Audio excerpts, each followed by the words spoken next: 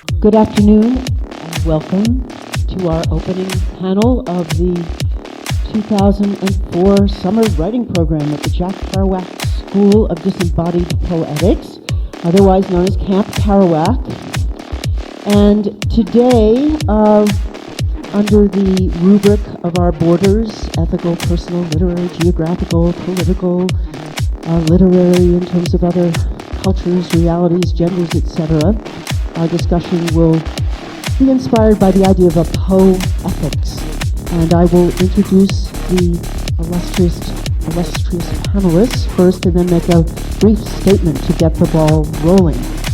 To my immediate left is Daisy Zamora, who comes to us from San Francisco and Managua, Nicaragua, and which is across the border of the other Americas. During the Sandinista Revolution, Daisy was a combatant for the National Sandinista Liberation Front and also served as Vice Minister of Culture and worked with Ernesto Cardenal. She's author of numerous books of her own poetry written in Spanish and has also edited an anthology of Nicaraguan women poets.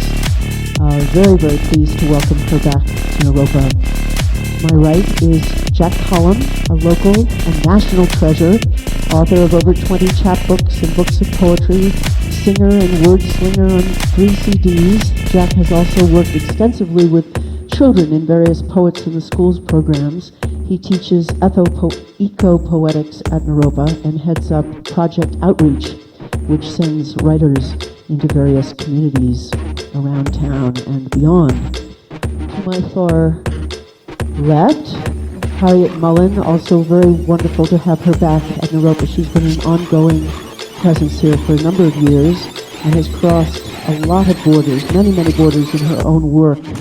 She is the master of a kind of exploratory prose poem, has an incredible ear and incredible wit within the finest increments of the language. She's currently coming to us from Los Angeles via Jamaica, I think, and currently teaches in the English and African American Studies at UCLA.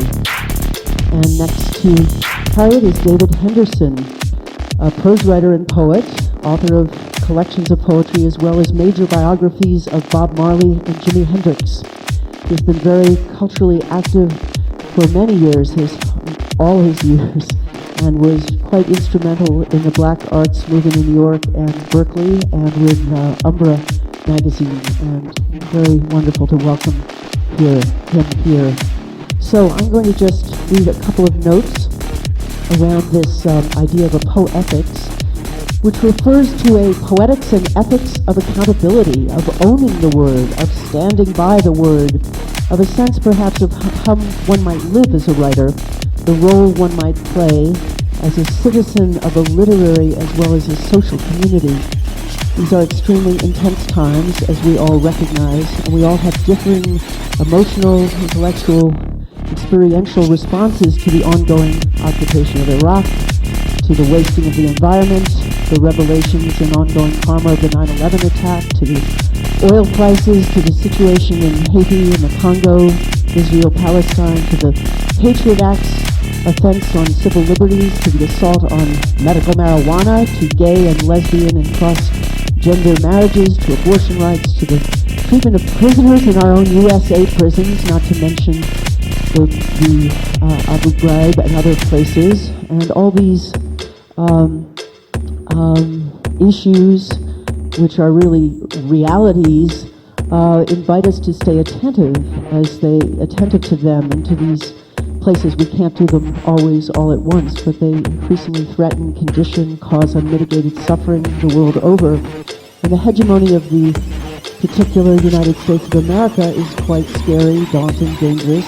The people in charge, I would say, are pathological. And the mainstream media is, for the most part, shackled, yet the information is out there. So it's a far-reaching, complex web of interconnectedness, and no one is immune to these doings. And there are the incredible webs of deceit and the euphemism. I mean, this is, I think it's very offensive to us as writers, the kind of euphemism, the lying, the way the language is used and abused. Basically we're talking about foxes in the hen house here and the kind of undoing